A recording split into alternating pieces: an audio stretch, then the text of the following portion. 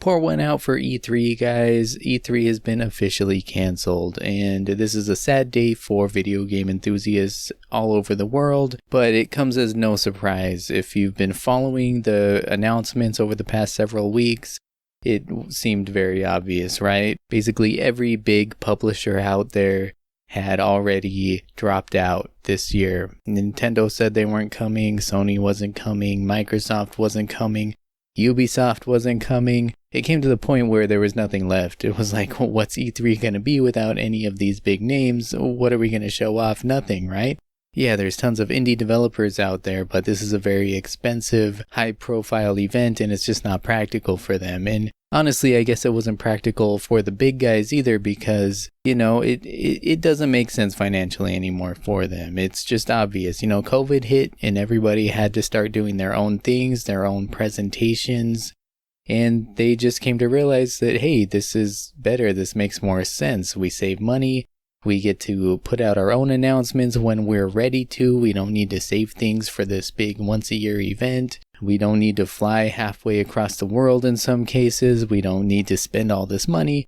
We'll just put out our own shows whenever we feel like it, whenever we're ready to, for free, and people will watch. And, I think a lot of people don't care. A lot of people like this new way of, catching these regular Nintendo Directs, these PlayStation Presents, and so on and so forth.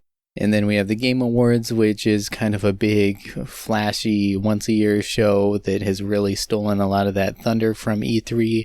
It's a much more exclusive event, whereas these other announcements are more inclusive, whereas everybody can all watch these announcements at the same time, watch them together. And I've had fun watching, my favorite streamers sort of stream these announcements, and we're experiencing these things together, and you feel like you're a part of it even if you're not inside that industry. There are a lot of positives to this, and I can see from a practical point of view why this has come to be, but it's still really sad, Going to E3 has always been a dream of mine. I remember being a little kid in the single digits and watching Electric Playground and seeing footage of E3 and like, wow, this is so cool. My mind was blown back then.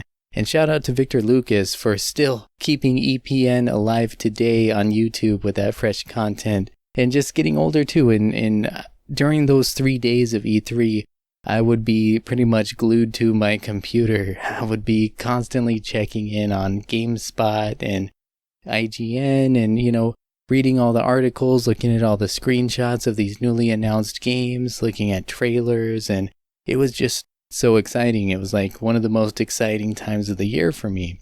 And I always thought somehow, some way, I'm going to go to E3. And eventually they opened it up to the public. I didn't have a chance to go during those years. And, it was always kind of expensive and it's not real close to me. But I thought one day I'm going to go. I guess not.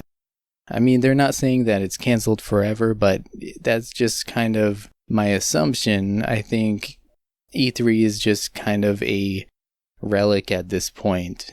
It's just the direction things are going in, and that makes me sad, It really does. I know a lot of people are sad about this. A lot of people can relate.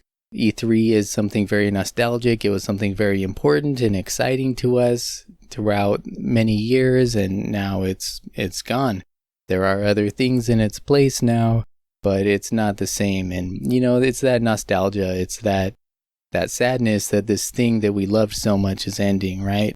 And for many of us who always dreamed of going, it seems like that's another dream we're going to have to give up on, right? Isn't life fun? But on the bright side, there will always be other gaming events out there, right? In some capacity, I have to believe that there will be other gaming events that are worth going to. I know they're out there, and, they're not E3. I don't know if anything will ever have the same kind of punch, the same kind of power that E3 had. That crazy hype, that crazy level of excitement and just importance in the industry that E3 had. And maybe the Game Awards comes close, but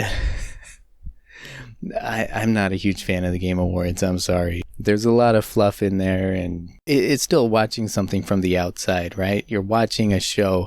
You're not there. You're not part of that atmosphere. You're not there with the crowds. You're not there in person for those announcements. I imagine it's a little bit different. Like I say, I've never been to E3, but I've been to other types of conventions. I was at a Comic-Con spin-off kind of thing called WonderCon back in like '08, I think. Jon Favreau was there, and he was showing never before seen footage of his upcoming movie, Iron Man. Yes, the first Iron Man. That's how long ago this was. And that was so exciting. And it was so exciting being there and seeing all these celebrities. And you had the X-Files cast there. Lou Ferrigno was there.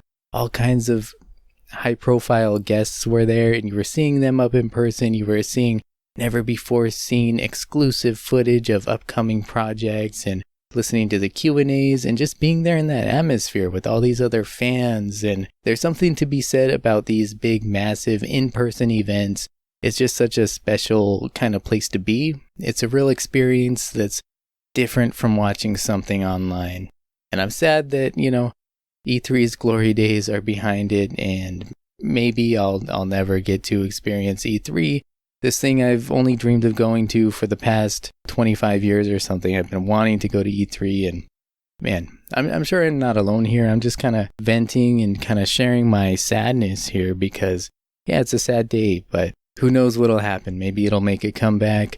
Maybe everybody will be so tired of all this, distant stuff that we start seeing more of these in-person events again. And if these big corporations don't want to save money and do their own things online, then okay, maybe we'll see more indie events sprouting up, and I think that could be really cool. I'm sure there's so many things that are still out there and that are going to be out there, and we can have similar experiences, but man, it's not E3. It's just not E3, and dang, I'm sad, man. Pour one out for E3. Very sad day, guys. I know E3 is not needed anymore.